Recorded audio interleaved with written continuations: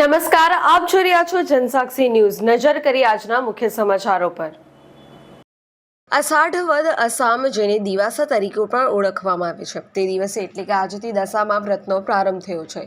10 દિવસ ચાલતું આ પવિત્ર વ્રત 2 ઓગસ્ટ 2025ના રોજ પૂર્ણ થશે। ગુજરાતમાં આ વ્રત ખાસ કરીને મહિલા શ્રદ્ધાળુઓ દ્વારા ખૂબ જ શ્રદ્ધા અને ભક્તિભાવ સાથે ઉજવવામાં આવે છે।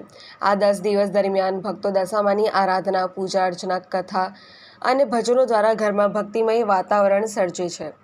ત્યારે અંકલેશ્વર શહેરમાં અને તાલુકામાં આજે ભક્તોએ ભક્તિમય માહોલમાં દશામાની મૂર્તિની પૂજા અર્ચના અને મંત્રોચ્ચાર સાથે સ્થાપિત કરી વ્રતનો પ્રારંભ કર્યો છે અને ભક્તો 10 દિવસ સુધી દશામાનું ખાસ પૂજન અર્ચન, સત્સંગ, આરતી, કીર્તન સાથે દશામાની ભક્તિમાં લીન બન્યા છે।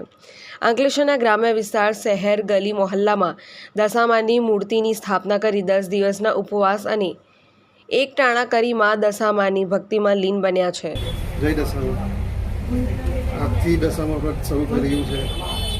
અમે દર વર્ષે અંકલેશ્વર દશામા મંદિર જ્યોતિ ટોકીઝ પાસે જે આવેલું છે ત્યાં અમે શ્રદ્ધાથી દશામાના વ્રતની ઉજવણી કરીએ છીએ।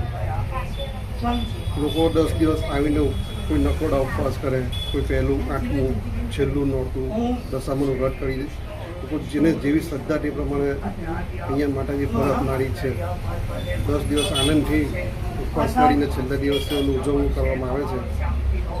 27 વર્ષથી અહીંયા દશામાના વ્રતની સ્થાપના થાય છે, પૂજન વિધિ વ્રત થાય છે। જે રીતે જેવી શ્રદ્ધા તેવું ખોરાક અહીંયા માતા છે। દર વર્ષની જેમ આ વખતે પણ ખૂબ સારી રીતે દશામાનું વ્રત થાય। દશામા વ્રત લોકો સુખાકારી આપે, આનંદ કરાવે એ આશા સાથે આ વર્ષે પણ દશામાનું વ્રત શરૂ કરવાના છે। જેવી શ્રદ્ધા તેવું ઉપર બોલો દશામા। પિન્ટુ મોદી, જનસાક્ષી ન્યૂઝ, અંકલેશ્વર।